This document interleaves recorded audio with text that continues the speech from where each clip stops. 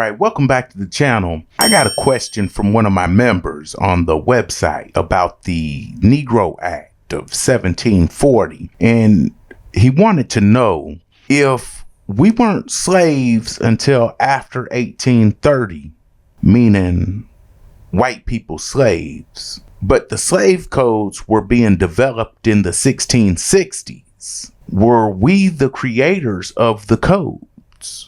And then he continued, chapter 1 of the Belton O'Neill book starts off saying in section 1, the Act of 1740, declaring all Negroes to be slaves. Can you help me understand this? And so at first I was just going to give him an answer, a quick answer. But as I started to answer it, I realized there is no quick answer. And the Negro Act of 1740 is something that really needs to be explained because they throw this in our face on a regular basis, trying to convince us that we're slaves from Africa and we were white people slaves. And so we're really going to break this down. The short answer to his question is yes, we were the creators of the codes. And when I say we, I'm talking about so-called black people.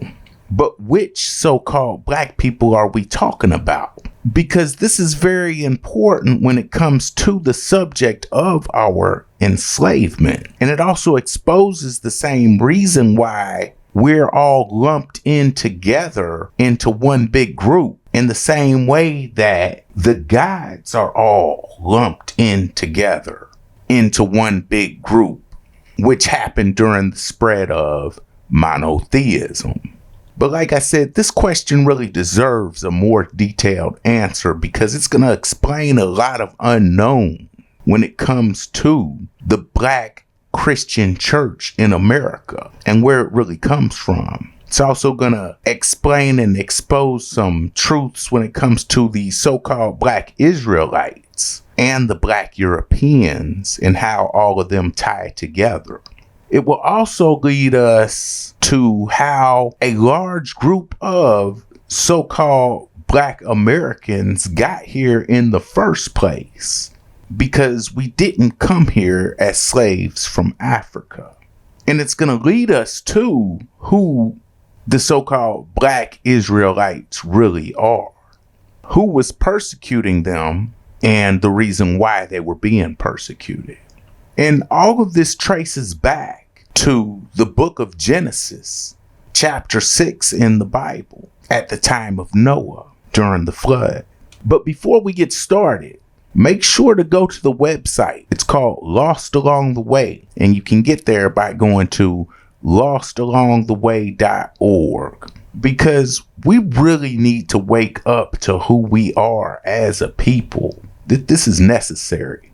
They teach us this fake history about who everyone is from such a young age. And they do this for several reasons. And the first and most important reason is so that you as a group will never live up to your true potential, or even think to try to take your places back as the people that you truly are in this world. They don't want you figuring out that you so-called Black Americans used to be in charge of the entire world before you were made to lose your memories. They are literally terrified that if you get your memories back of who you really are, then you will take your rightful places back in the world as the people that you really are. You have an enemy that knows he can't beat you in a fair competition. So in order to beat the competition that he knows he can't honestly beat, he has to nip the competition in the bud before they even realize that they are competition. He has to trick your parents into giving their children to him to teach them all of these lies so that you will never know who you really are and think that you're beneath him, so that you'll never even think to compete against him at all in the name of education. This is an enemy who fears competing on an equal playing field because he knows the outcome of what'll happen if he plays on an equal playing field. So he eliminates the competition before the race even gets started without you even knowing it. And he's got a lot of slick ways of doing this. And he makes you think that he's helping you while he's actually eliminating you from the competition. But not only that, see, your enemy can't feed off of you when you know who you really are.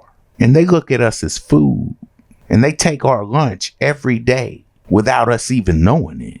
And they do it so slick that they don't even have to take it from us anymore. They've got it to where we will voluntarily give it to them and have no idea that that's what we're doing or that's what's really going on.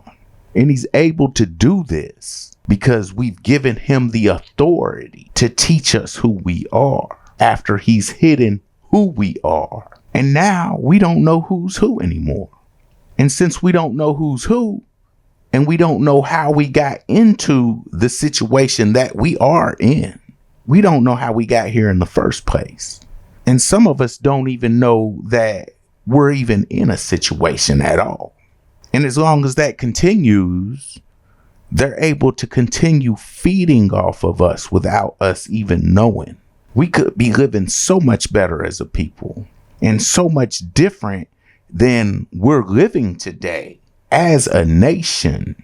But we'll never get there if we don't first know who we are.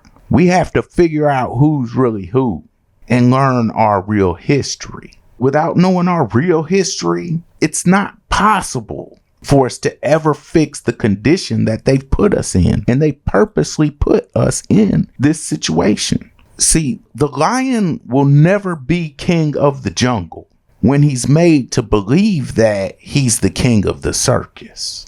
When he believes that the zoo is his home and his purpose is to entertain, he will fight for his rights to be treated as what he perceives himself to be. And when he perceives himself to be a circus lion, he'll never even try to leave the zoo. He'll only fight for better conditions in the zoo because he believes this is his real home. He can only live up to his potential as the king of the jungle if he knows he's from the jungle and he knows what the jungle is and he knows he's not from the zoo. So you can never free yourselves from these mental chains that have been placed on you without your knowledge until you know who you really are. Until you know who you are, you will only fight for better conditions in the zoo. You'll never fight to be what you were born to be. As long as you remain in the zoo and don't know who you really are, you're going to remain under their control. And see, they know that. People naturally follow whoever feeds them. And when they feed you, you're going to follow them. And you're going to play by their rules. See, this is just the way it works. See, they know all of this. And that's why they've worked so hard to hide your history generation over generation. This is a super long-term plan for them because they think 50 years, 100 years, 200 years out. They're making plans for 200 years from now, right now. They need you to believe you're slaves from Africa. And if you don't believe that, because you're starting to find out some truth, then they're happy to let you believe that you're some booty butt naked Indians wearing feathers. They're okay with that. Because the history we get taught about the Indians, well, the so-called white man dominated him too. See, so they're okay with that as long as they're in the dominant situation. As long as they're in the dominant position, they don't care where you think you're from. They really don't care. But they do care if you find out the truth. Because the truth is that you were the greatest people and most looked up to people on the planet for thousands of years, for time immemorial, up until July 4th, 1830. You are the creators of everything. Everything you look around and see, you created. Everything. Including the people who made you forget who you are. And you made them to make your lives better in the same way that they're making computers and robots and AI right now to make their lives better. And what are they scared is going to happen? They make movies about it, like the Terminator. The AI is going to get so smart and take over the world. The robots are going to, they make all kind of movies about it. iRobot, and they got all kind of movies about it. See, because they know the truth. They know the real deal. They know who they are. They know who you are. You just don't know. But see, you've lost all this knowledge, and you've lost it through the education system, because generation over generation, they take more and more of who you really are away from you. And they just change it. They tweak it a little bit at a time, generation over generation, to the point where now they got us thinking we slaves from Africa. So all you do now is fight for better conditions in the zoo, when the fact is you created the zoo, and you didn't create it for yourself. You created the zoo for your creation that you actually made.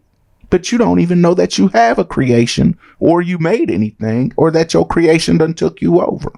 And now you've been put into the same zoo that you built for your creation by your creation. And what's even worse about it is you didn't just get put there by the creation. They couldn't have done it by themselves. See, because we have a group of us who loves this creation so much, and they're in charge of this creation. And the creation doesn't even know it. Their leaders do. Their leaders worship us behind the scenes. But it took them to put us in the zoo. They're the puppet master behind the scenes. Our own people. And we've been put into that same zoo by our own people because a group of our own people broke the rules that we set up so something like this would never happen. We have a hidden enemy who is the same enemy that we've had since the Great Flood happened. But we don't know who that enemy is anymore. And we don't know how that enemy operates. We don't know how that enemy works anymore because our enemy has made us forget. See, back in the 1830s, you still knew who your enemy was. When they took over your capital in the South, renamed it, and started to put you into slavery in what today we call America. See, back in 1492, you still knew who your enemy was when your ancestors got kicked out of what was called Al-Andalus, which is modern day Spain, and started moving to America. Back in 1685, when your ancestors got kicked out of France for the same reason that our ancestors got kicked out of Spain, we still knew who our enemy was. The only way they were able to completely take you over was by making us forget who we are. And you'll never get out of the trick bag that you've been secretly placed in generation over generation until you get your identities back. You won't. There's no way. So make sure to go to the website. It's called Lost Along the Way. You get there going to lostalongtheway.org and get the video book so we can start getting out of this situation that we've been in for far too long. All right? You will never get out of this situation, and you will only fight for better conditions in the zoo until you first know who you are. And you also have to know who they are. We have to know who's who in this world, and we don't know that. And if you haven't had a chance to yet, but you like the content that we put out on the channel, make sure to subscribe to the channel and click the bell notifications so that way you know when the new videos come out. But not only that, it helps the channel and it helps us spread the word faster because we really need to get this information out to the people. And for the same reason, give the video a like. Hit that like button. And it does the same thing. It helps us spread the word faster when you do. So let's go on ahead and get started. In order to understand the Negro Act of 1740, who it applied to, who wrote it, and how it secretly still applies today, we have to go back to France in the time of who they call Louis the 14th, who's also known as the Sun King. It's also important to know some history about France and why it's so Christian, as well as a little history about Christianity and who or what God they really worship. Because if we don't, it's just not going to make sense. Okay. And this is because the slave codes, which were originally called the Code Noir, were first being developed or written in France. They weren't written in America. These black codes, which is the Code Noir, it doesn't come from America. It comes from France. And there's a reason it comes from France. France has had a historical divide that has been on and off with what today we call Great Britain. And one of these big divides was over how the Huguenots were being treated in the 1680s under King Louis the 14th. Okay. And who are the Huguenots? Well, that's a really long story, and I write an entire chapter about that in the video book Lost Along the Way. So again, make sure to go get your copy. It's got 13 chapters. It's about a lot of stuff. But the short answer is that the Huguenots are the children and the grandchildren of the so-called Black Israelites and Moors who were kicked out of Spain in 1492 as a result of the fall of Granada. And these children and grandchildren who were moved by their parents in 1492, when they grew up, the ones who lived in France, they formed this group called the Huguenots. This was at a time when the Christian church, with its Holy Inquisition, took over Al-Andalus, which is modern day Spain. And what is the Holy Inquisition? The Holy Inquisition is the church's legal system that investigates, tries, and punishes religious crimes. See, when you become a Christian, you have to follow their rules. And when you don't, you get investigated, tried, and then punished by the Holy Inquisition if you're found guilty of violating one of their Christian rules. And this happens without us even knowing it. You don't just have to follow their rules. You have to give them the right to do all kinds of crazy things to you, which include locking you up.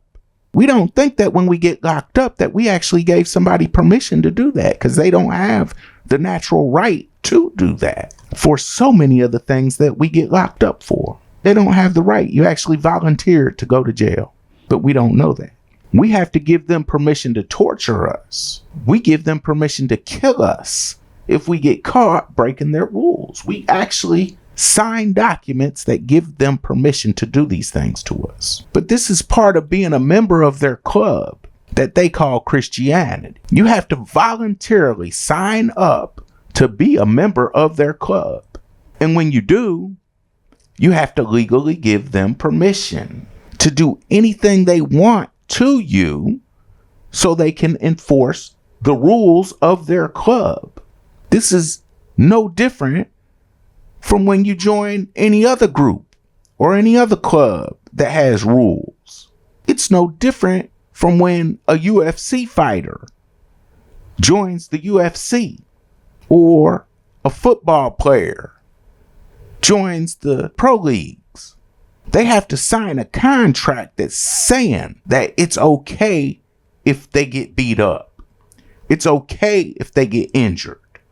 It's okay if they happen to die in the process of fighting, playing the game, whatever. They have to sign a contract saying they will not sue the companies that they work for. They have these morality clauses. We hear a lot about those with basketball and football and actors, all the high paying jobs we hear about it. But they have them with low paying jobs too. And you have to agree and sign these morality contracts that say if you do things that they consider morally wrong, then you're going to forfeit money, or you're going to be penalized in some type of way. You're going to lose opportunities or get kicked out of their group entirely. Another example is if you sign up for, say, a reality TV show that you have to survive out in the wilderness for 30 days. Well, if you die or get sick or you get injured in the process, so you've already signed, they won't let you on the show at all if you don't sign a contract saying that you're not going to sue them. So you have to sign these contracts that say it's all okay. And if you don't sign their contracts, well, they won't let you participate.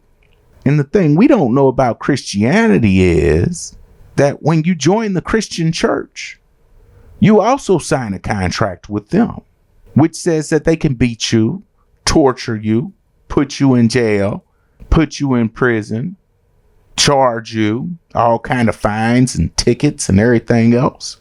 And they can even kill you if you don't follow their rules.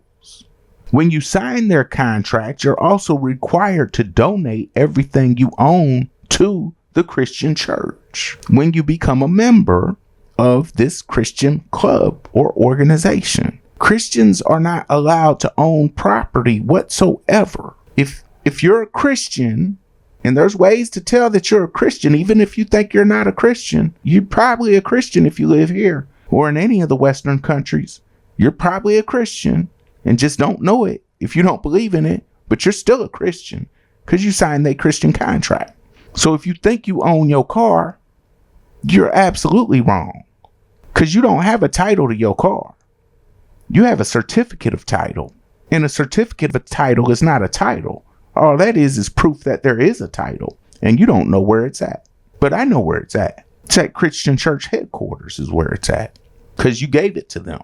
And it works like that with houses. It works like that with all your property.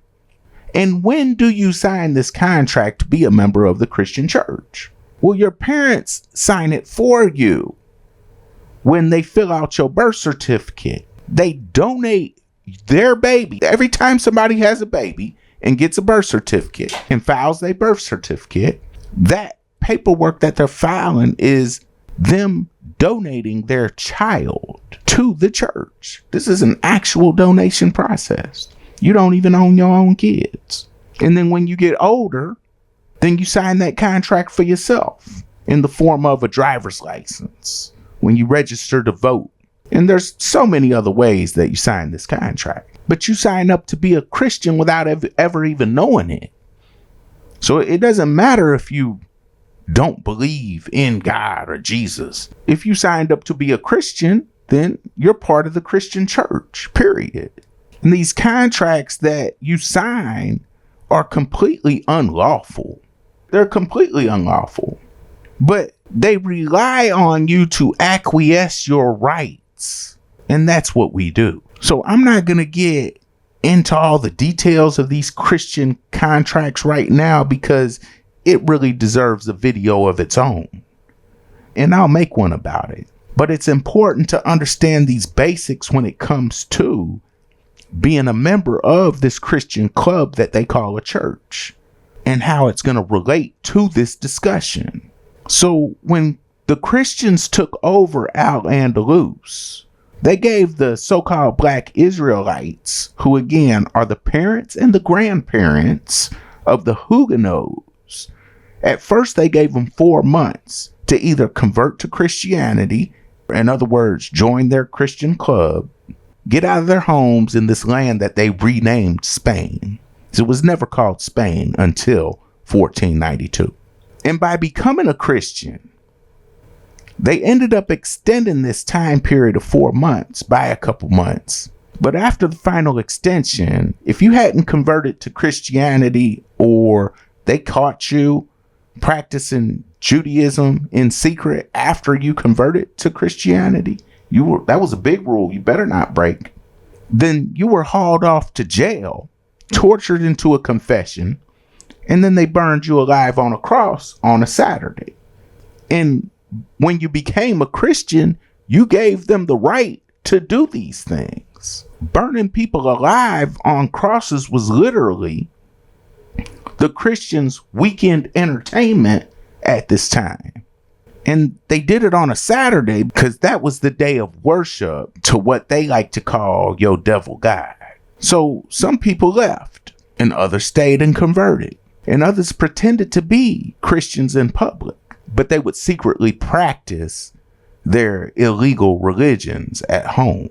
The ones who continued to practice Judaism, for example, after they converted to Christianity in secret, they were called crypto Jews. But the ones who left, and they went to many different places, including right here in America, the ones who went to France, which is right next door to Al-Andalus, or what today they call Spain, they're the ones who formed this political group called the Huguenots. And this group was formed in 1562, and it was formed by the people who converted to Christianity, but they didn't believe in Christianity in the same way that the Catholic Church, which was called the Christian Church, because there weren't all these different kinds of Christian churches at the time. There was only two Christian churches: the Church of the West, which was the Roman Catholic Christian Church, and then the church in the East, which was the Byzantine Church. There was only two Christian churches at the time. There weren't all these denominations, and they didn't have all that back then. There's only two churches.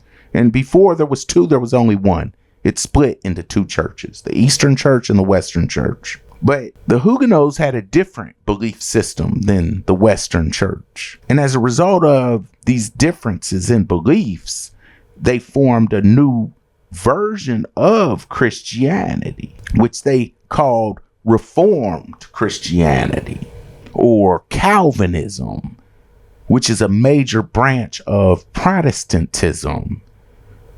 And it was called Calvinism because their leader was named John Calvin. Some of the differences between Calvinism and the Catholic Church was that the Calvinists believed in what is called unconditional election. It's also called sovereign election.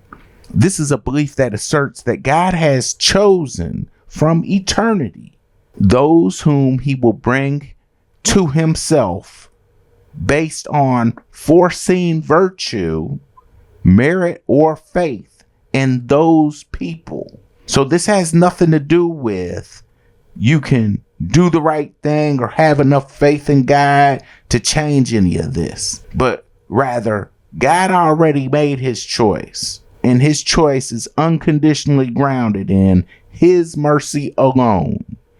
God has chosen from eternity to extend his mercy to those that he has chosen. So there's nothing you can do to become one of those chosen people. You're either one of the elect or you're not.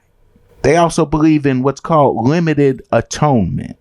It's also called definite atonement, which says that Jesus's substitutionary atonement was definite and certain in its purpose and in what it accomplished. This implies that only the sins of the elect are atoned for by Jesus, not everybody's sins. Even though the Calvinists believe this, they don't believe that the atonement is limited in its value or its power. They just believe that it's limited in the sense that it's only intended for those chosen people who they call the elect. So getting saved isn't for everybody. It's just for the elect. And another thing they believe in is what they call irresistible grace, which is also called effectual grace.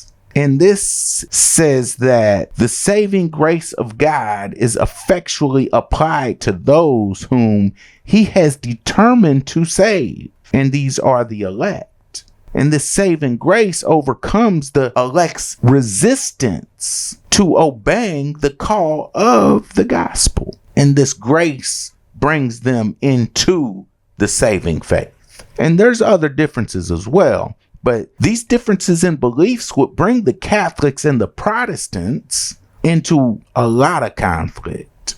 And although the Huguenots were a political group, it's not a religious group. They were Calvinists, and so they had these religious beliefs. And the church hates Calvinists. They hate Calvinists more than anybody, other than the so-called black Hebrew Israelites. They might hate them more. But number 2 on the list is the Calvinists. The church's motto is, you're not about to change Christianity. It's our way or it's no way. And we'll take a quick look at the definition of Huguenot because it'll be real important later in this discussion. Okay. Now, according to etymology.com, the word Huguenot comes from French Puritan, 1562, from Huguenot, which, according to French sources, originally was a political, not a religious term. The name was applied in the 1520s to Genevan partisans opposed to the Duke of Savoy, who joined Geneva to the Swiss Confederation.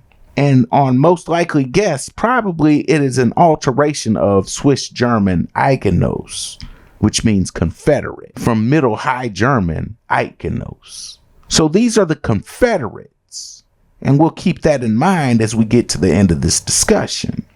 But what were the Catholics doing to these Huguenots or Protestants who were originally Hebrew Israelites and Moors that fled Spain and moved to France, but ended up converting to Christianity and then coming up with their own version of Christianity? What was the church doing to them? And we can get a lot of detail about what they were doing to them by going to Wikipedia. And you can find what I'm going to read here on Wikipedia under persecution of Huguenots under Louis XV. And it says, after Louis Henry, Duke de Bourbon, became premier in 1723. However, the bishop found in him a more receptive audience, and he was given permission to draw up a general law against what they call la heresy or heresy. The king promulgated a law on the 14th of May, 1724. Now, as we can see right here, the church is being given permission to write laws. And when they're saying the king promulgated the law, that's when he put it into effect. But he didn't write the law. The church wrote the law. See, this isn't some government writing laws like we think. We think it's the government that writes laws. But see, not in France. And at this time, no, that's not who was writing the laws. The church was writing the laws. The king would just sign the law into effect. This isn't some government. And we'll soon see that the church also wrote the black codes. Because you might hear me on some other videos talking about how the church wrote the black codes and wonder how could the church write the black codes? The church isn't the government.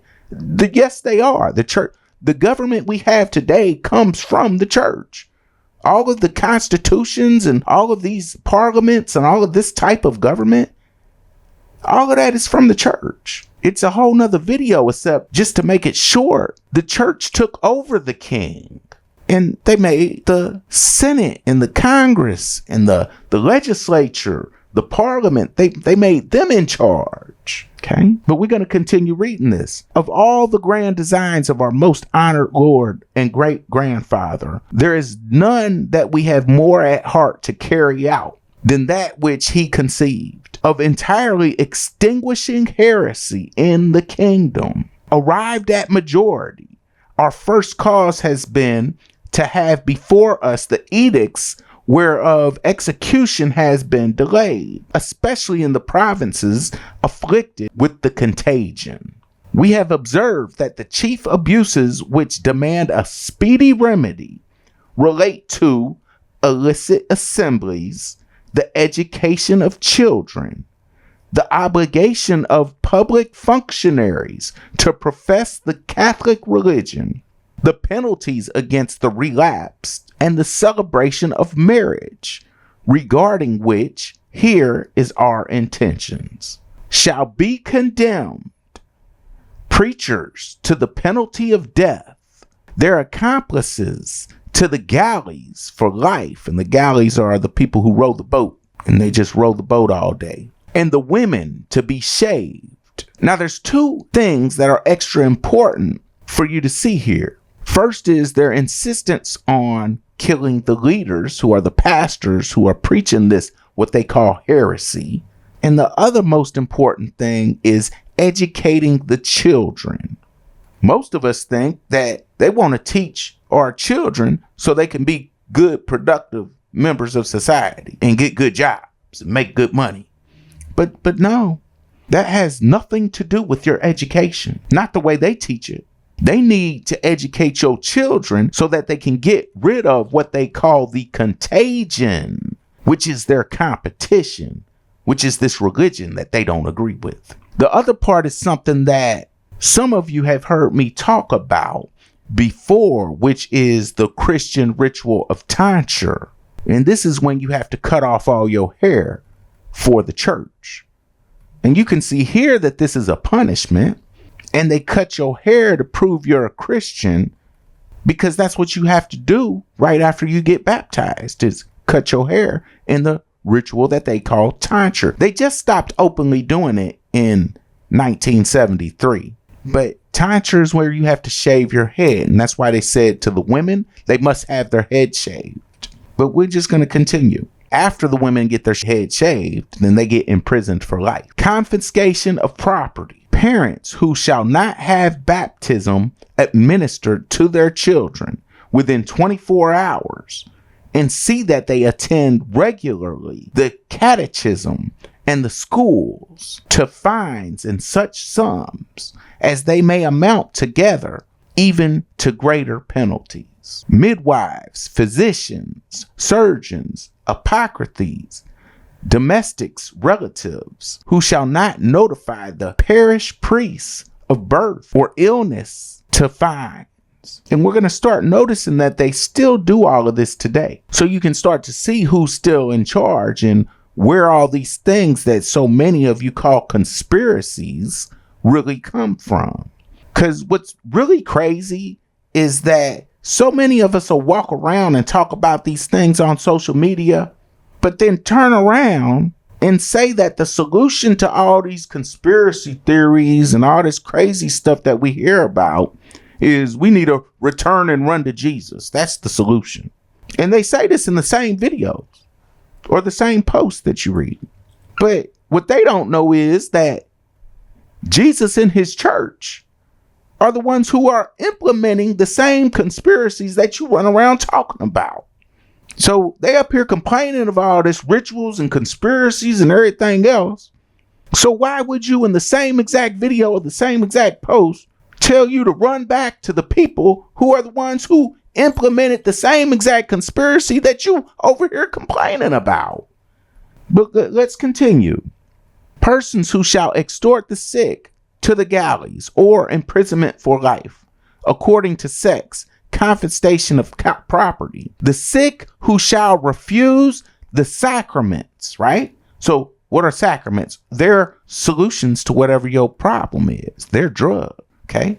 Right? You can't refuse their drugs, right? Or they want to lock you up and they're going to punish you. And who was complaining about wearing masks and not getting vaccinated? All the church conspiracy theory people. And who's the one who came up with forcing all of these same things that all these people who complaining about getting vaccines and complaining about wearing masks? This is where it comes from. The church. And they telling you, we need to go back to Jesus. Oh, Jesus.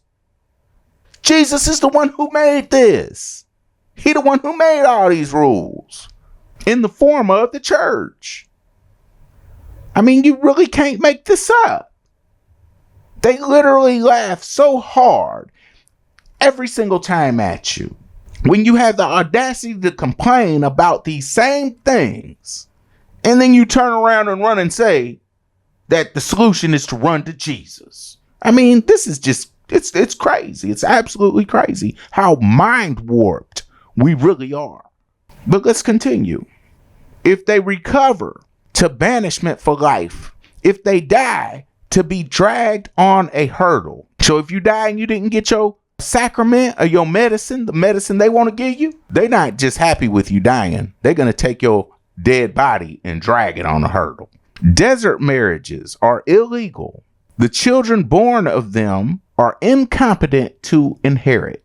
Minors whose parents are expatriated may marry without their authority, but parents whose children are on foreign soil shall not consent to their marriage, on pain of the galleys for the men and banishment for the women. Finally, of all fines and confiscations, half shall be employed in providing subsistence for new converts, right? So the church is going to get half that money because they can't leave that out. The law equaled and even surpassed in some measures the most severe proclamations of Louis XIV. So this is some of what they were doing to the Huguenots, who were Calvinists, if they didn't convert to the state religion of Christianity. But like I said, this caused a lot of division between England and France. And we can get some details about this when we look up what are called dragonnades. And we can find that in Wikipedia as well. And what are dragonnades? The dragonnades was a policy implemented by Louis XIV in 1681 to force French Protestants, known as Huguenots, to convert to Roman Catholicism. It involved the billeting of dragoons, which means making the military soldiers move into the houses of the Huguenots who wouldn't convert.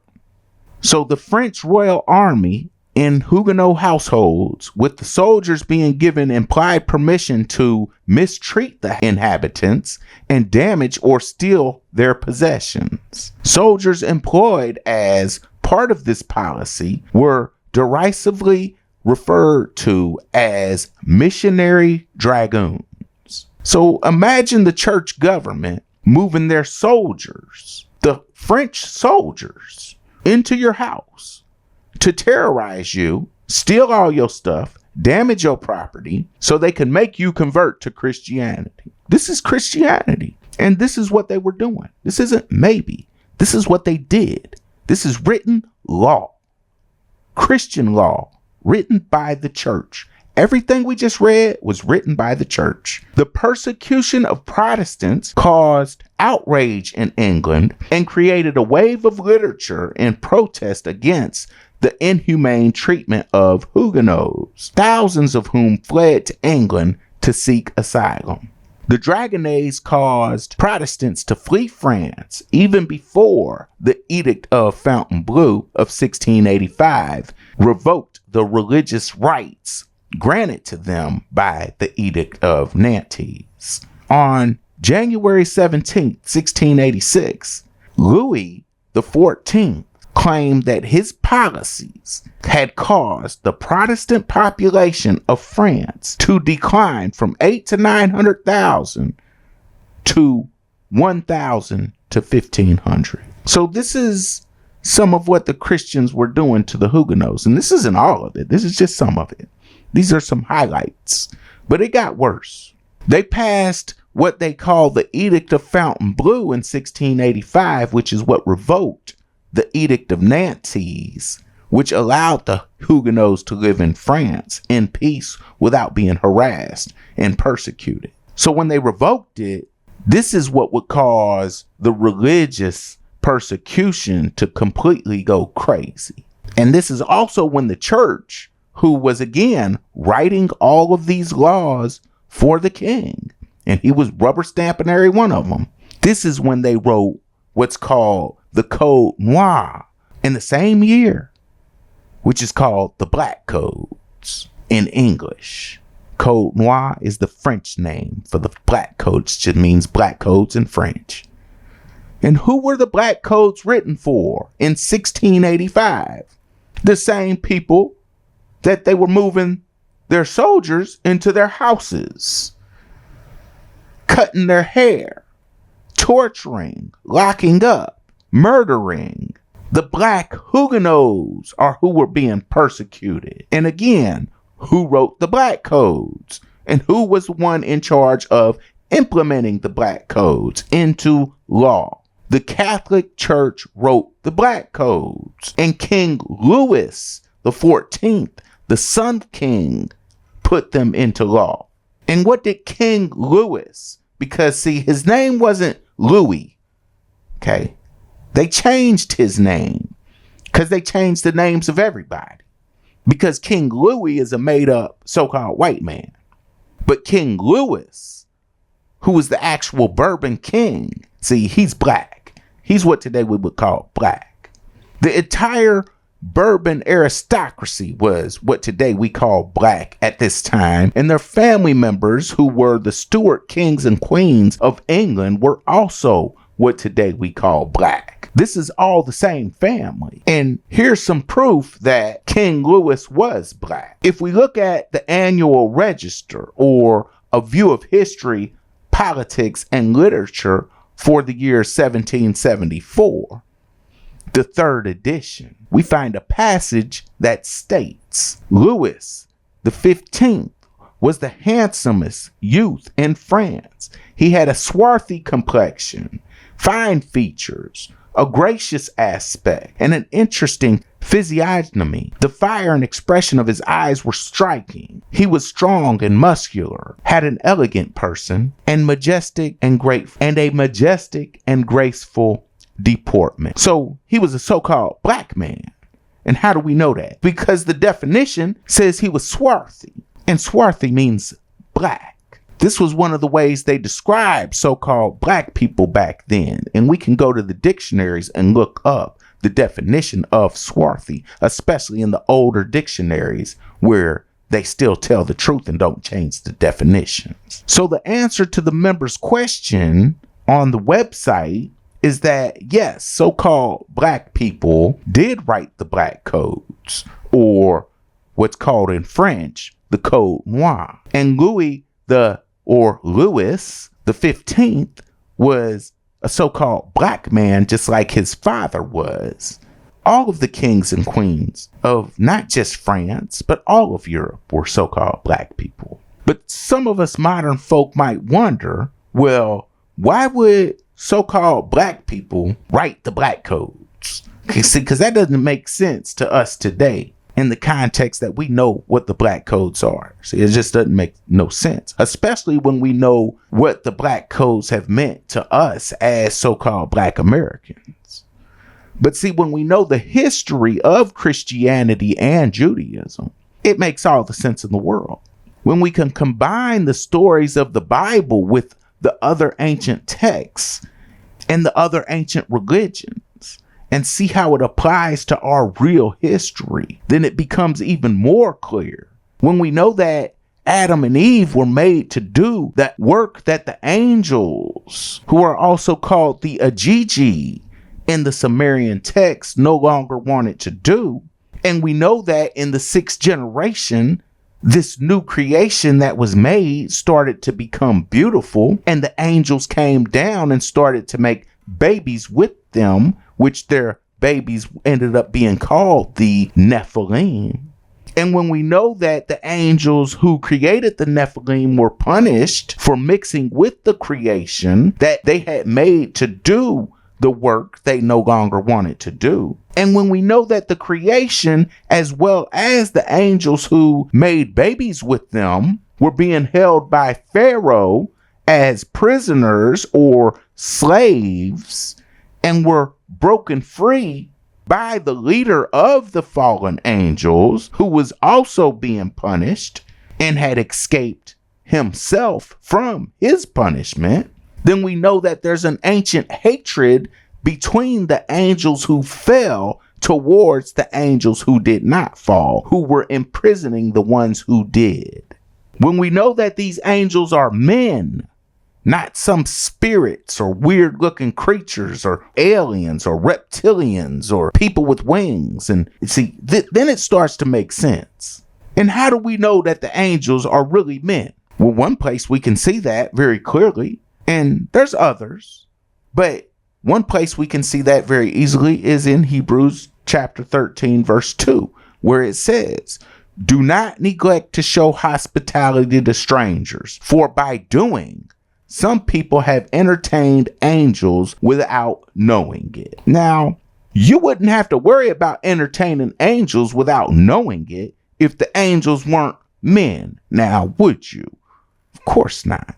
When we know that these same groups of so-called black angels are men, and these are the same so-called black angels that created Christianity, then we can start to see why these so-called black men have been persecuting the so-called black Jews, who at first wouldn't stop being what they called stiff-necked out in the wilderness. And at first they refused to worship Yahweh as their new God. They wouldn't do it. See, they weren't gonna do it. There was nothing Moses could say to them to make them do it, because they knew who Yahweh really was. And they knew who the true God of the Israelites really was. This Christian church that so-called black people created also blames these same so-called black Israelites for the death of Jesus, according to the Third Council of Toledo, which is more Christian laws. They're also the ones who carried out the death sentence given to Jesus. See, when we know these things, then it makes sense why the Christians who wrote the black codes hate these two groups of people and continually persecute them to this day. The so-called black Israelites were the ones causing trouble and being stiff-necked in the wilderness, not the creation, who was also freed from Egypt. They knew Yahweh wasn't God, and they knew why they were being imprisoned in Egypt, and they wanted to return. This group of Israelites, the older generation, they had to die off because they wouldn't stop complaining. They wouldn't stop saying, let's go back to Egypt. They wouldn't stop worshiping the God of what they say is Egypt, but was really the God of both Egypt and the Israelites at the time. See, they wouldn't stop doing it. And it doesn't make any sense. They saved Yahweh came and saved them and parted the Red Sea, and he showed them all these miracles and everything else, but they still wouldn't worship him. There's a reason for that. They wouldn't worship him because they knew who he was. This is before they cut the life down to 120 years. It was in Moses' generation that they said, you know what? People aren't going to live more than 120 years anymore. Before that, people lived hundreds of years. See, they knew what was going on. There wasn't that many generations of people who even existed on the earth. They knew they were being punished. They knew Yahweh wasn't God. They knew he was their equal, and they knew why they were being imprisoned. But this group of Israelites that was giving them all this trouble, the older generation, they had to die off before they would enter the promised land. And this is when the lifespan was changed and lowered to 120 years. This is when the DNA was tampered with. This was when it happened. They couldn't afford for people to live so long anymore. Because when people live so long, they remember things. And you can't have the older generation dying off and raise the new generation to believe whatever you want them to believe so easily when the lifespans are so long. So we lowered them. The curse of the Jews, which is referred to in the Third Council of Toledo, states to burn alive anyone who had to do with the murder of Jesus. This is what they were doing during the Holy Inquisition to anyone who refused to convert to Christianity. This is who has been persecuting the so-called black Israelites and the so-called black Egyptians, who both come from Esau and Jacob. The Egyptians don't come from Ham. That's part of their deception, and they changed the Bible in a million different ways in a million different places to keep you from knowing that, just with translations alone.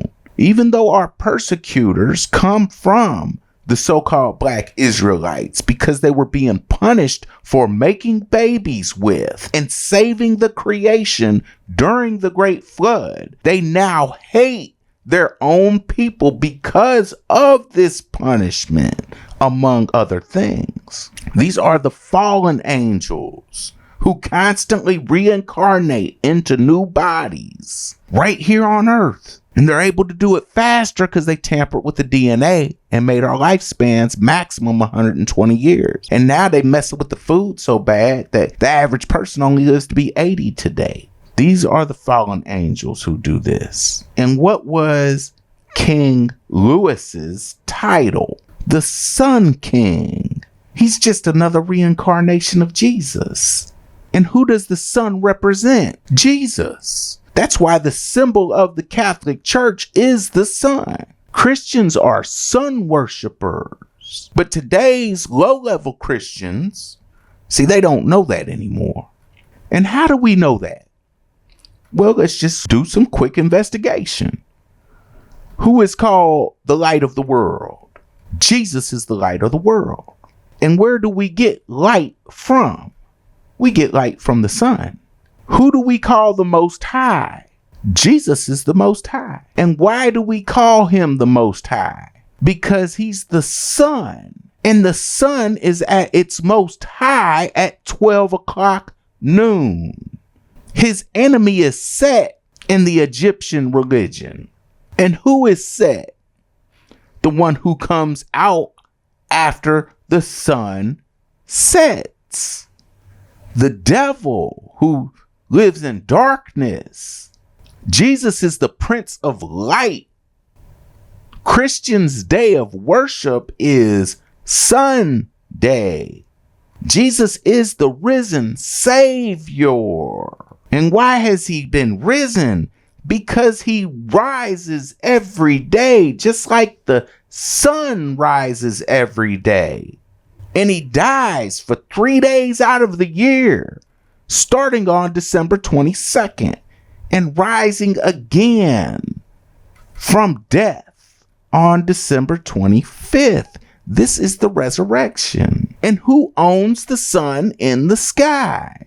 God owns the sun. It's his sun. And the sun was given to us by God. And why? So we can all live. See, the sun didn't start out as the fallen one. He became the fallen one. Nothing lives without the sun. And who is the sun constantly at war with in Christians' mind? Darkness, which is symbolized as the devil, the night. This is why they love white and they hate black. They used to openly call you so-called black folks, they used to openly call you demons and devils because your skin is what they call black like the night. You blend in with the night. Y'all like to stay out all night. And they say they are of the sun because they're light. Their devil is black and their God is white. Hanukkah is the festival of lights. And there's so much more to it. But people think, yeah, but you're confusing the sun, the S-O-N, with the sun up in the sky, the S-U-N. Those are different. But no. See, because when we do a little more investigating, we find out that in English, this lower Germanic language, the U and the O started to be substituted. And this substitution is called the lazy O. This is why certain words have the letter O, but sound like they should have the letter U instead. Like the word one, other, money, brother, mother, love, month. See? All of these words sound like they should have a U, not a O. In modern times, these words are all written with an O instead of a U. But see, there was a time when all of these words were written with a U because they all have that same sound of a U, not an O. And why is this? Because substituting the U for the O comes from the church, of course. And it started because when they would write a U next to other letters in a word that would have U, and the U would have what is called a minim. This is a column that the letter is written with. See, these minims would make things hard to read if they were right next to each other. So people would complain that they couldn't read the handwriting in the books because everything was written by hand at that time. and the letters would look like they were running into each other. And the church had to come up with a solution. So their idea was to solve this problem that they would start substituting the U for the O in all the places where the sound of U came next to the letters V, W, N, M, and TH. Wherever it did, they would start to spell it with an O instead of a U. Before this, they had always spelled these words with a U. And when talking about God's Son, they would instead write God's Son with a S-O-N, because before this, they always wrote it S-U-N. To them, it meant the same thing at the time, when all Christians knew that they were literally sun worshipers. But the church would later capitalize on this confusion when they started to make their stories of Jesus and started to personalize the Son, or the Son as a person, as we are. They made the Son, the S-O-N, different from the S-U-N, when in actuality, it was always just the sun. But they'd always have the sun shining behind their new personalized, personified God, or Jesus. Christians used to always worship, or worship with a U, the sun in the sky, not the sun with an O. They worshiped the sun in the sky, and they all knew it. It was God's Son, not God's child. And who is Lucifer? The light bringer, the son of the morning. In Isaiah 14, verse 12 through 14, it says, "How you are fallen from heaven, O Lucifer, son of the morning. How you are cut down to the ground, you who weaken the nations. For you have said in your heart, I will ascend into heaven. I will exalt my throne above the stars of God. I will also sit on the mount of the congregation on the farthest sides of the north. I will ascend above the heights of the clouds. I will be like the Most High." This verse is literally talking about the movement of the sun in the sky.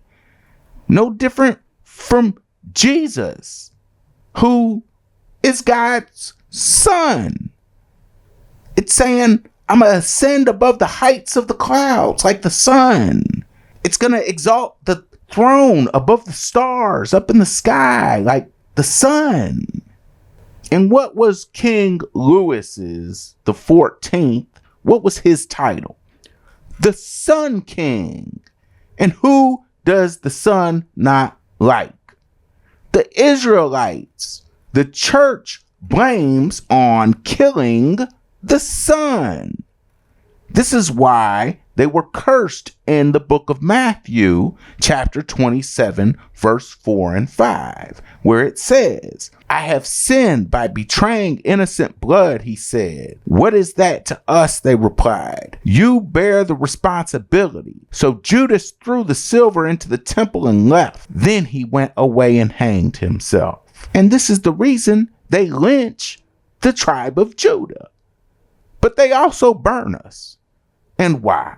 Because the Third Council of Toledo says to burn the tribe of Judah for this exact reason. And what was the Egyptians' crime? The children of Esau, because the children of Jacob are the Israelites, and the children of Esau are the Egyptians, who would later become the Europeans and the Romans. What was the Egyptians' crime? They were who was responsible for imprisoning the sun for doing what? For saving the creation from the flood and making babies with the creation. These are the fallen sons, or the fallen angels. And King Louis the 14th was the Sun King. And when we know that they say the line of Jesus continued on through the French royalty, then it makes even more sense, because we reincarnate through our family lines. Okay. And I know that's just some big conspiracy, but you can start digging into it, because it's a lot of people who say that Jesus had kids and he was married to what they like to call the prostitute, Mary Magdalene. So getting back to the Huguenots, who were the children and grandchildren of the so-called Black Israelites who were escaping persecution from what today we call Spain and moved to France. Now that their children and grandchildren were in France, although they had converted to Christianity, the Christians didn't like the way that they started to interpret the Bible. They already didn't like them anyway before they converted to Christianity. So when they decided to interpret the Bible in a different way than the people who made them and their parents convert, and they started to do things that the church didn't like celebrate at weddings. See, because that's a prop. There's going to be no celebrations, because the church wants nothing to do with anyone living happy or being in abundance or anything like that. They used to openly just let everybody know that. They wouldn't even take baths until they were convinced that they were spreading the Black Plague by not washing themselves, because that was vanity. They wouldn't change clothes because that was vanity. Okay? This is just what it is. All you got to do is look up asceticism. Okay? These are the ascetics who don't believe in anything good for any reason. This is the church. All of them were ascetics back then. Open ascetics, because they still are today. It's just a lot of the small new Christians, they don't tell you that, because ain't nobody going to want to be a Christian if they just come out and tell you these things. So they started to do the same thing they did to the Huguenots that they did to the Israelites, who were the parents and grandparents in Spain, which was force them to convert to Christianity. And if they didn't, they would persecute them. When the Sun King, King Louis, did this, it caused a mass exodus from France, and the Huguenots moved to many different places. But two of the places that they moved to in particular are relevant to our story. And these places are England and America. When we can see that the Black Huguenots, who the Black codes in France were written for by the church, when we can see that they were escaping to America, then we can see why the Black codes, or the Negro Act of 1740, followed them to America once the places they moved to began to get invaded by the church. What they call the Negro Act of 1740 is just the American version of the French Black codes, which are called the Code Noir in French, that were written specifically for the Black Huguenots. This is not maybe. The church would always follow the people they persecuted wherever they went, and they would bring their church rules right along with them every single time. Whenever they would capture a Huguenot as a prisoner of war, they would put that Huguenot and their families into Christian slavery under the Black codes, or Code Noir, which they later named the Negro Act of 1740 in America.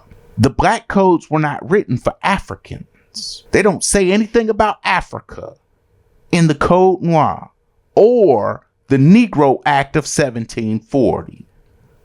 They don't say anything about Africa in the entire Negro Act of 1740, if you read the original copy. When they talk about who was coming to America in order to escape religious persecution, this is who they're talking about. It wasn't any so-called white pilgrims. It was the so-called Black Huguenots whose parents had escaped Spain. And I'm not going to get into the proving that they're so-called black people in this video because it'll take too long. But again, if you want the proof of that, all you got to do, and you won't just get the proof of that, you're going to get a whole lot of other stuff too. All you got to do is go to the website, lostalongtheway.org. Get your copy of the video book and start learning who you are as a people, because this video just scratches the surface off of what we got going on in that video book. You need to find out who you are. This Negro Act of 1740 refers to the people who were under the Negro Acts as wards. And what are wards according to the dictionary? A person or thing under guard or surveillance, such as a minor subject to wardship. A person who by reason of incapacity, such as minority or mental illness, is under the protection of a court, either directly or through a guardian appointed by the court, also called wards of the court. And let's take a closer look at this word minority, because it's one of the reasons, other than a mental illness, that one would be a ward based off this reason of incapacity. It's one of the reasons you'd have to be under surveillance. And who's under surveillance? Under protection or guard by the court. What do they call so-called black people? And what do so-called black people call themselves regularly? Minorities. We're the minorities. Well, you know, black people are minorities. Well, what does minority mean? It means, according to the law dictionary, the state or condition of a minor, infancy, the smaller number of votes of a deliberative assembly opposed to majority. And what is a minor? An infant or person who is under the age of legal competence. One under 21, a term derived from civil law, which described a person under a certain age as less than so many years. Minor vigenti quinque annis, one less than 25 years of age. See, we get that part, but as we go, let's see the part that we don't get, where it says, also less, of less consideration, lower, a person of inferior condition. And then it gives a reference. Fleta 2, 47, 13, 15, Calvin. See, notice at the end of that, it says, when they're giving the reference, it says Calvin. Okay, see, you think this has something to do with how many of us there are or how old you are, but they know what it means, right? Because who do they call inferior? See, it says it means of less consideration, lower, a person of inferior condition. And they tell you in their references that they are referring to Calvinists by using a code right in the definition. And who has charge of these inferior people called minors, or the minority that the church who writes these laws consider people of an inferior condition? The wardens do. Minors or minorities are subject to wardship. These are all church laws, just like the Black Codes was written by the church. And what do they call the places where you live? A territorial division is adopted in most American cities by which the municipality is separated into a number of precincts or districts called wards for purposes of police, sanitary regulations, prevention of fires, elections, etc. A corridor, room, or other division of a prison, hospital, or asylum. This is what the Christian church thinks of you. And this is what they call where you live. Wards. And who's in charge of the wards? Because we run around making music proud about the wards that we from. The warden is in charge of the ward. And who's in charge of the parish, which is a church? The warden. And who's in charge of the prisons? The warden. And where do all the wardens come from? The church. Wardens of a parish, according to the dictionary of the church, are, and this comes from episcopalchurch.org, where it says that wardens are officers of a parish. 2 wardens are typically selected to serve with members of the vestry. The wardens are generally ranked senior and junior. The mode of selection and duties of the warden are determined by state law. This is religious definition. Diocesan, canon, or parish bylaws. The senior warden is usually the primary elected lay leader of the congregation and serves as a principal liaison between the parish and the rector. The junior warden is often given responsibility for the upkeep of the parish buildings and grounds. The senior warden typically presides at vestry meetings in the absence of the rector, and the junior warden presides at vestry meetings if both the rector and the senior warden are absent. So now that we know that the warden of a parish, which is a church, we know what that is, let's see who does the Negro Act of 1740 say it applies to? And where do these rules apply? It says it applies to Negroes and Indians, mulattoes or mestizos and their offsprings, who are now or shall hereafter be in this province, and all their issue and offspring, born or unborn, shall be, and they are hereby declared to be, and remain forever hereafter, absolute slaves, and shall follow the condition of their mother. Okay? This is straight out of the Negro Act of 1740. And who are these Negroes that it applies to? The Black French Huguenots that were escaping religious persecution and moved to America. Not no Black Africans. This Negro Act was written by the church, and it's an exact copy of the Black codes written in France by the church that was written to persecute the Black Huguenots from France. When you see that word parish, you're talking about the church and the church's government. Remember? The church wrote the laws for the king. The church was the legislature. The church was the parliament. The church was the bishop's council. The council. Remember Prometheus, the great grand counselor? Okay? It's not the government for the United States of America. Okay? When you see the word province, then you're talking about a prison. Because all colonies, settlements, and provinces are prisons. And what was Carolina? Not Carolina, but Carolina at the time. We'll show you a map of that. See, because it wasn't just North and South Carolina as we know it today. It was everywhere west to Texas and north to Virginia.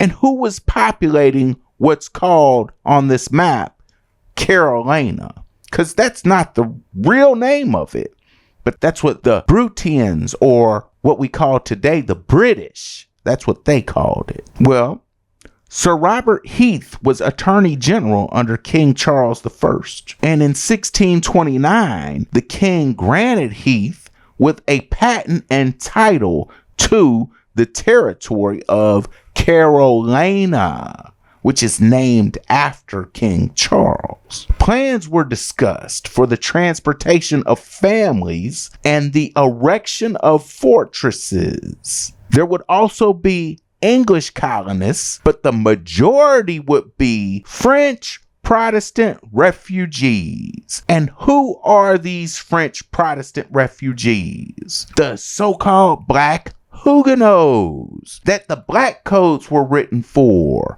But we're going to continue. These French Protestant refugees would be men, robust and courageous, who have served in Holland. Before long, a plantation near 35 degrees was being mentioned. This would have placed them in the neighborhood of the future town of New Bern. Colonists proposed to live in peace with the Indians, but a fort with 4 towers was projected, and someone even drew 2 sketches to show what it would look like. Certificates from pastors in France would be required to ensure that no Roman Catholics settled in Carolina.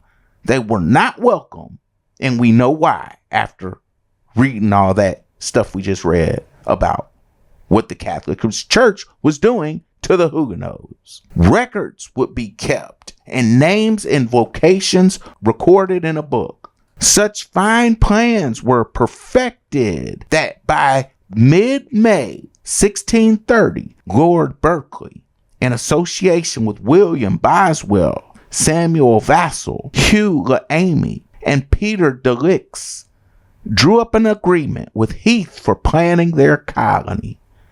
So later, they want to tell us that they could never find enough people who wanted to move, and that the records for the remainder of Heath's period of ownership of Carolina is incomplete. And it's just impossible to determine what happened. But we know they got records of every single detail that ever happened in England. Every single detail. So they're not incomplete. They've just been taken out. See? So then they start coming up with these guesses of what could have happened. Like perhaps the French in England were unwilling to move farther from home and not enough colonists could be recruited. The possibility also exists that King Charles may have hinted that he did not care to have Frenchmen occupying the New World territory. See? But we know that that's a load of crap to hide who we are. Because King Louis himself said that he removed 1 million Huguenots, and we also know that the English were outraged at what they were doing to them, and they were doing everything they could to help them relocate to England and to America. We also know that the Attorney General, who King Charles gave the title of Carolina to, Robert Heath, we know that he planned to move the Huguenots, who are the French Protestant refugees. He planned to move them there. And this can't be more clear as we further research that they did end up moving to Carolina in huge numbers. The Huguenots and another group who were being persecuted, called the Walloons, were coming to Carolina at this time. And Carolina was a quarter of the entire country back then. And what were these Huguenots doing? They were setting up provinces and colonies. See, we have to remember that the French who kicked them out were the so-called Black French. And the people who they kicked out were also so-called Black French. This had nothing to do with so-called white people at this time. White people were coming to America, but they were coming over as colonists and settlers, which means prisoners. And these prisoners would work for the Huguenots after they were sent to the plantations that Robert Heath, the Attorney General who owned all of Carolina, was giving to the Huguenots. The Huguenots were the owners of all the plantations. And it was the Huguenots who were living in peace with what we call the Indians, who are really Moors from Barbary. And they were helping England solve their homeless problem and crime problem by putting English prisoners to work in their plantations after they got sentenced to transportation for committing a crime. And they went to court, and the judge, instead of giving them the death penalty, he transported them to America. The people who were forming these colonies, and again, colonies, settlements, and provinces are all prisons. The people who were forming these were the French Huguenots, who were so-called black people, and the Walloons, who are so-called black people, and the English, who were so-called black people. This is who was in charge of England at the time. This is who the aristocracy was at the time. The crown of both England and France were both so-called black at this time. The entire aristocracy in both places was also black at this time. The crown of both the French refugees were populating America as the owners of the plantations, and we can find out who was populating these same colonies as workers when we look up penal transportation. Now, according to Wikipedia, penal transportation, or simply transportation, was the relocation of convicted criminals or other persons regarded as undesirable, which are the homeless people, to a distant place, often a colony, for a specified term. Later, specifically established penal colonies became their destination. While the prisoners may have been released once the sentences were served, they generally did not have the resources to return home. Penal transportation was also used as a method of colonization.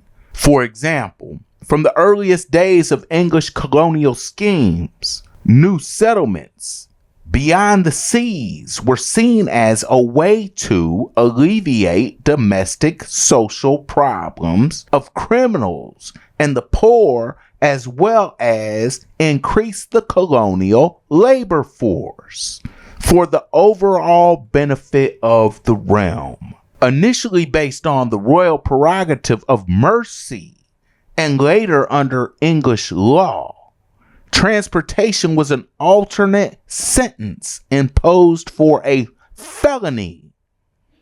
It was typically imposed for offenses for which death was deemed too severe. By 1670, as new felonies were defined, the option of being sentenced to transportation was allowed. Depending on the crime, the sentence was imposed for life or for a set period of years. If imposed for a period of years, the offender was permitted to return home after serving their time, but had to make their own way back. Many offenders thus stayed in the colony as free persons and might obtain employment as jailers or other servants of the penal colony. And what is a province? The district into which a country has been divided, as the province of Canterbury in England, the province of Languedoc in France, a dependency or colony, the province of New Brunswick. So a province is a colony by definition. And a colony is where you send the prisoners. And where do prisoners go? To prison. They just changed the name of it. According to the Charleston Public Library, in an article online called The Myth of the Holy City. And whenever they start talking about these myths, you can guarantee to get some good information out of it. But it says, in the 1730s, the South Carolina legislature launched a program to offset the colony's black majority by increasing the white population of the colonial backcountry to encourage white Europeans to come to South Carolina rather than one of the other mainland colonies. Our provincial government offered free land, a cash bounty, and a variety of agricultural tools for every incoming adult who promised to settle there. In conformity with established law, however, these benefits were only available to poor Protestants, not Jews, not Catholics, nor any other religious group. Among the thousands of people who took advantage of this incentive program, which lasted from the early 1730s to the late 1760s, were Anglo-Irish Protestants from the northern province of Ulster and a large number of German-speaking Palatines from the southwestern corner of modern Germany. So, when we know the real backstory, we can read a lie, dissect it, and get the truth out of it. Because the poor Protestants who were given this money and free land to open plantations weren't so-called white people in any effort to offset the black slaves from Africa who were the majority. Now, who did we just learn that Sir Robert Heath, the Attorney General under King Charles, say he was going to populate this land of Carolina with that King Charles gave him? The majority would be French Protestant refugees. And who were the refugees? The black French Protestant Huguenots. Those are the refugees who the black codes in France were written for. Not any Anglo-Irish Protestant white settlers. The white Irish that the library tries to trick you into believing this is who really was coming. See, they weren't even coming to America in any type of major numbers until the 1820s. And the ones who came here before that came as indentured servants. And what are indentured servants? Those are prisoners going to colonies. Indentured servitude was a prison sentence, and they were going to Maryland. And half of them died before finishing their contracts. Wikipedia states that in the 17th century, immigration from Ireland to the 13 colonies was minimal, confined mostly to male Irish indentured servants who were primarily Catholic, and peaked with 8,000 prisoner of war penal transports to the Chesapeake colonies, which is Maryland. From the Cromwellian conquest of Ireland in the 1650s, out of approximately 10,000 Catholic immigrants from Ireland to the United States prior to the American Revolutionary War in 1775. So this land giveaway was in no way to increase any numbers of white people to offset the colony's black majority. This land giveaway was a way to help the black Huguenots, the black Huguenot refugees who were escaping the Sun King of France. They was helping them get back on their feet after they got kicked out of France by the Catholic Church.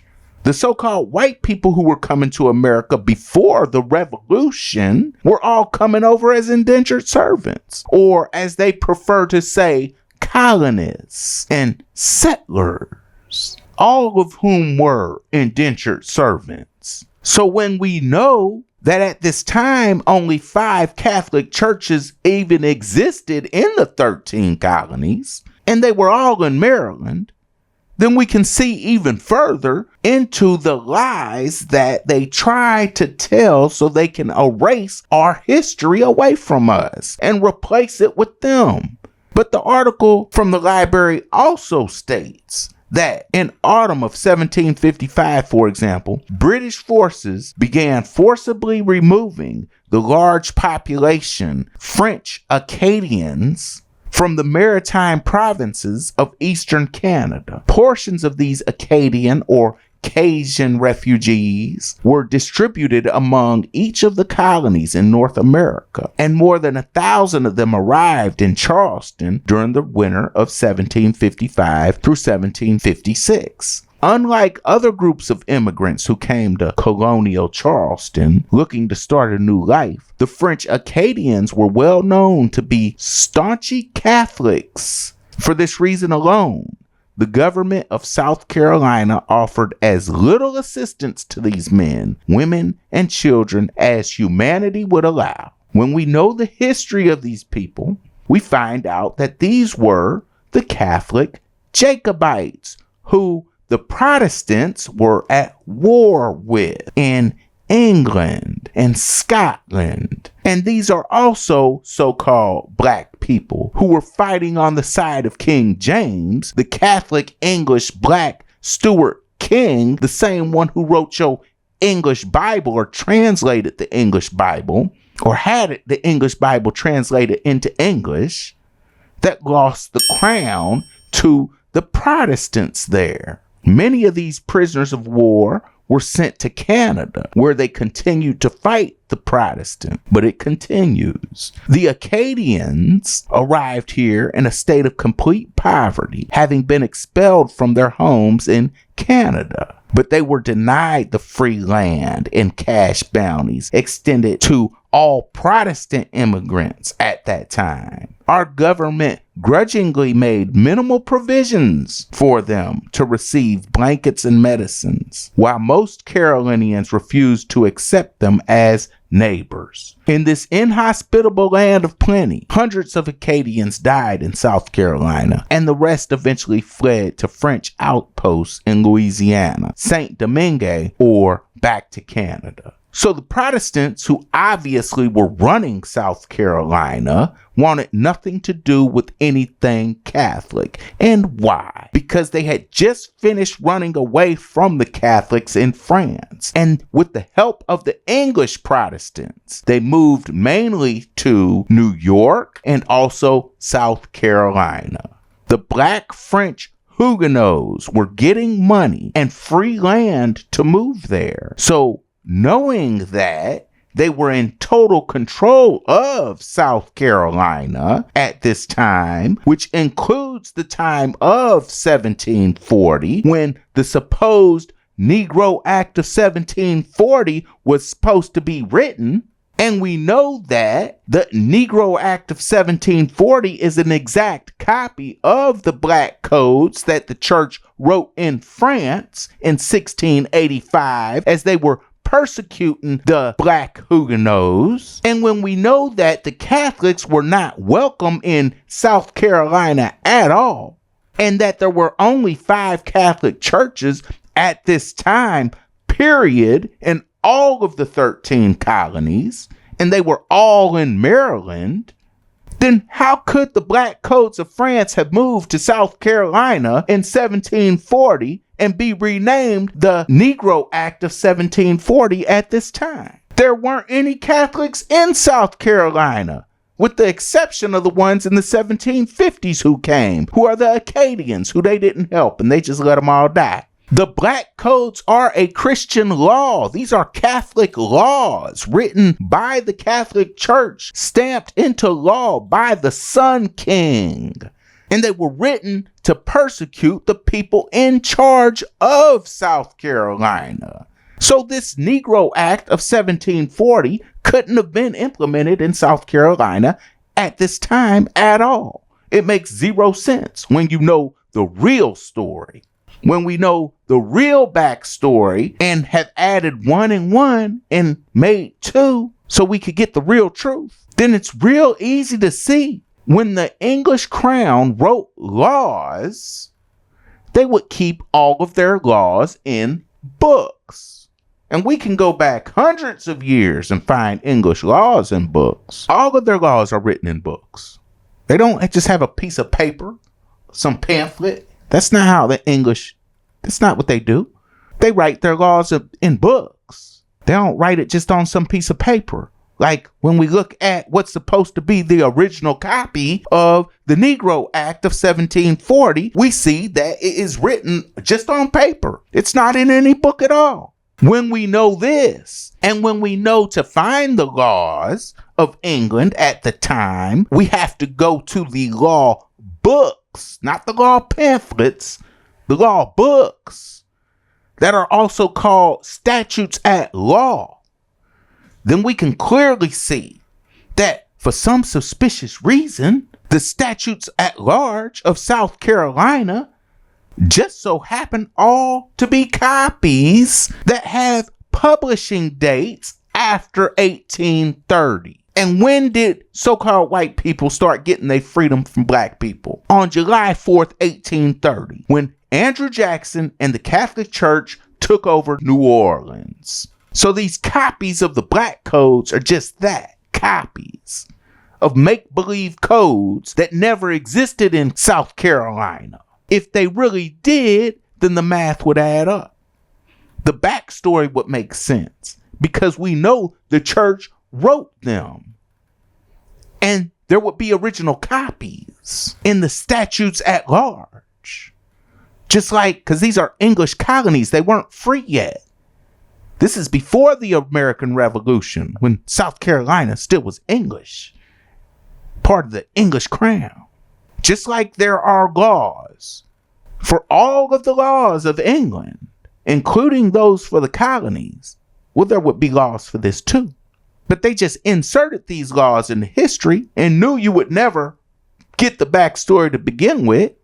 And if we just look at the book, let's look at the date of the Negro Act of 1740 written by John Belton O'Neill, because anybody can look this up. And you'll see it was written and published in 1848, not 1740.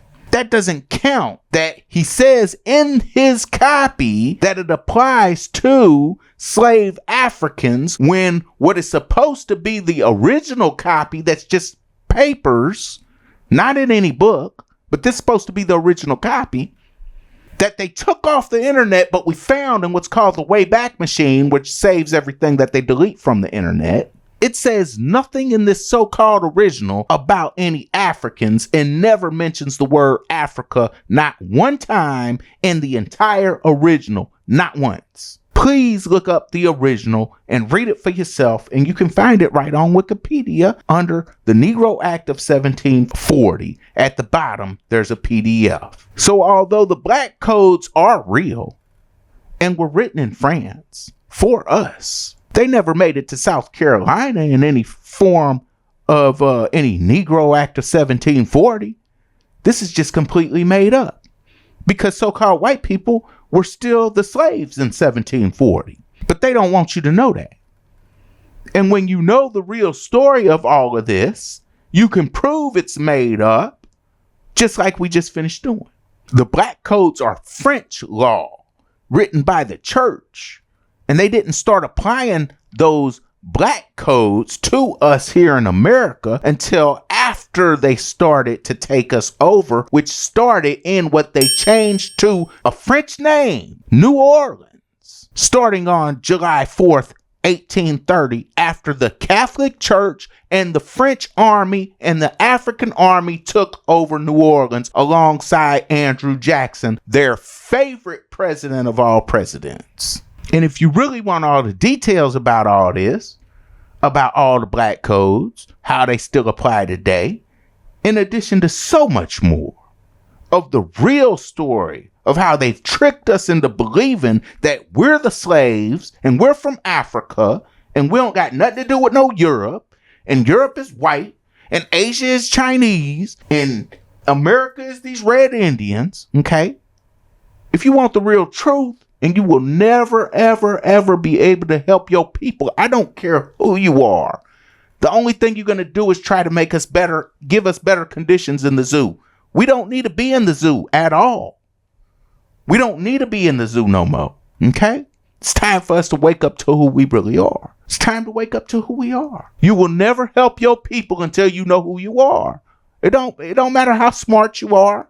It don't matter how educated you think you are. If you don't know who you are, you can never do anything for us. Never.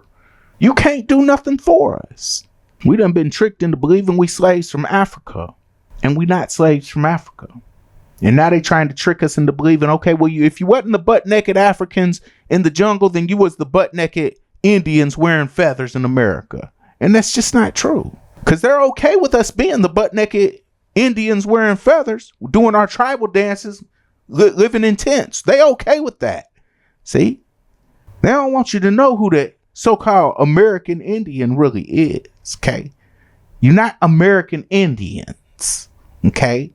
Columbus said he discovered the Indians because what's their story? Oh, he came over, he was looking for India, and he saw these people here, and he thought he landed in India, so he named them Indians. That's their story.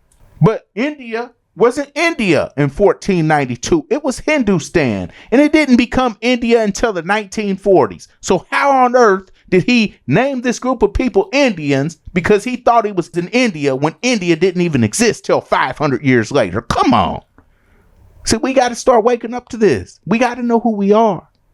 Go to lostalongtheway.org. Get the video book. Find out who you are. Help your people. Help yourself. Get out of this situation. We don't want to march. We don't want to get out of, we don't want better conditions in our prison. We don't want better conditions in the zoo.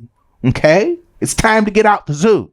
It's the only place you're going to find out this information. Ain't nobody teaching it. There's just not nobody teaching it. The people who know it, they not teaching it. They hiding it. The people who know this information, they not about to share it with you. And they not about to start sharing it with you. I do a follow-up video to this that has to do with the specifics of the black codes and how they apply today. Because they haven't gone anywhere. See? They haven't gone anywhere since they got their freedom from us starting on July 4th, 1830. But in the meantime, you can still get the whole truth right now. You ain't got to wait. All you got to do is go to the website, lostalongtheway.org. Go get the video book. Because if you get through this 13 chapters of the video book, your life is going to be completely changed. And this is not maybe. This isn't, well, I don't know. And, well, he's just going to teach me a couple good. No. Your life is going to be completely changed. Completely changed. And this is a guarantee. It's only when you know the real truth that you'll be able to get your rightful places back as the people who you truly are on this planet. Until you know this information, you will only fight for better treatment in the prison that you've been placed in that you don't even know is a prison. We in a big giant zoo don't even know it. So get the video book and become part of the solution. Find out who you really are. And open your eyes to the deception that's been plaguing us as a people for far too long. For far too long. All right? All right. So I see you on the next video then, fellow barbers of Barbary. All right? All right then. Peace and love. This is a dangerous groups that we're dealing with now.